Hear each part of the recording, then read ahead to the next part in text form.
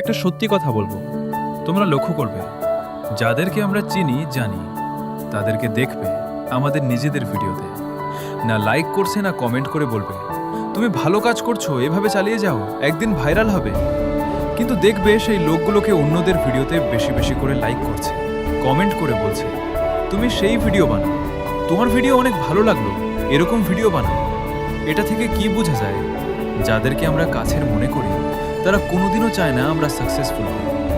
আর কেউ যদি চেয়েও থাকে আমরা সাকসেসফুল হই, তাহলে এভাবে বলবে ও যেন আমার থেকে বেশি উপরে উঠতে না পারে। এজন্য বলবো তুমি হার্ডওয়ার্কিং করে যাও। মানুষের কাজই হলো অন্য লোকের উপর হাসাহাসি করে, তাকে কিভাবে নিচে নামাতে হবে এগুলো সব সময় ভাবি মানুষ।